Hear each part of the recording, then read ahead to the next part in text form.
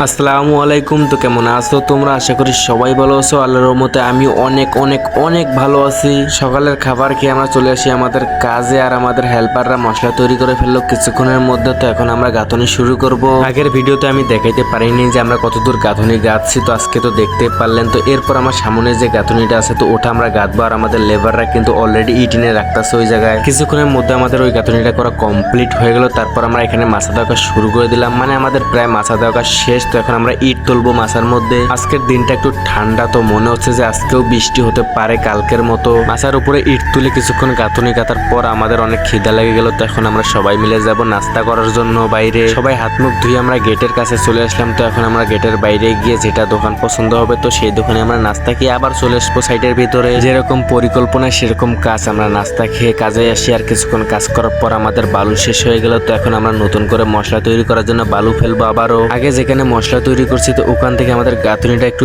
দূরে হয়ে যায়, তো এই কারণে আমরা গাঁথনির কাছে মশলা তৈরি করতেছি যাতে লেবারদের একটু সুবিধা হয়। অল্প কিছু সময়ের মধ্যে বালু ফেলে 2 কাঠা দিয়ে ফেলছি। তো এখন আমরা বালুর মধ্যে পানি দিতেছি। বালুর মধ্যে পানি দেওয়া হয়ে গেলে ইটের মধ্যে হালকা একটু পানি মারবো। বেশি পানি মারা লাগবে না, কারণ হালকা একটু বৃষ্টি হলো, এই কারণে ইটের মধ্যে হালকা একটু পানি দিলে হয়ে যাবে, বেশি পানি দেওয়া লাগবে না। তো আমাদের বালু বানা কমপ্লিট। এখন আমরা দুপুরের খাবার খাওয়ার জন্য যাব হোটেলে। সবাইকে ডাক দিলাম দুপুরের খাবার খাওয়ার জন্য। তো সবাই কাজ বন্ধ করে চলে আসলো দুপুরের খাবার খাওয়ার জন্য। দুপুরের খাবার খেয়ে আমরা আবারও চলে আসি আমাদের কাজে। এসে কিন্তু আমরা কাজ শুরু করে দিছি অলরেডি, আপনারা তো স্ক্রিনে দেখতেই পাচ্ছেন। অল্প কিছুক্ষণ কাজ করার পর আমাদের গাঁথনিটা কমপ্লিট হয়ে গেছে। তারপর আমরা ঝাড়ু মেরে মাছাটা ভেঙে ফেলছি। তারপর এদিকে যে ছোট দুটো গাঁথনি দেখতে পাচ্ছেন তো এই দুটাও গাঁথছি আজকে। গাঁথনির আশেপাশে কিছু ময়লা ছিল, তো সেই ময়লাগুলো ফেললাম, কারণ ময়লা আশেপাশে থাকলে কেমন যেন দেখা যায়, মানে খারাপ দেখা যায় আর কি। এই কারণে পরিষ্কার করে দিলাম একবারে। কাজ শেষ করে রুমে যাইতাছি, ঠিক তখনই কন্ট্রাক্টর ডাক দিয়ে বললো যে তুমি ছাদের উপরে গিয়ে রূপর চালাও, কারণ উপরে ইট তুলতে হবে।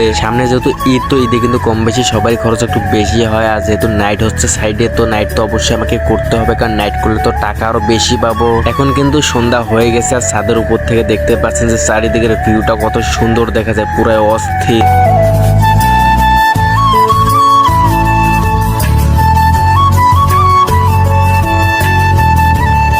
এখন আমরা আপাতত 4 তলায় ইট তুলতাছি। নাস্তা খাওয়ার পর আমরা 3 তলায় ইট তুলবো। এখন আমি ফোন তেমন একটা টিপতে পারবো না, কারণ যেহেতু রূপাস চালাচ্ছি, যদি মনোযোগ রূপাসের দিকে না দেয় তাহলে বড় একটা দুর্ঘটনা হতে পারে। অনেকক্ষণ ইট তোলার পর এখন কিন্তু 9টা পার হয়ে গেছে, আর রূপাসটা ভালো করে ঢেকে রাখলাম যাতে বৃষ্টি হলে কোনো সমস্যা না হয়। আমি একা আছি এখন ছাদের উপরে, তো একটু ভয় করতেছে। তো লাইট বন্ধ করে এক দৌড় দিয়ে যাবো একদম নিচে। তো আজকের মতো ভিডিও এখানে শেষ করছি। দেখা হচ্ছে নেক্সট ভিডিওতে তোমাদের সাথে।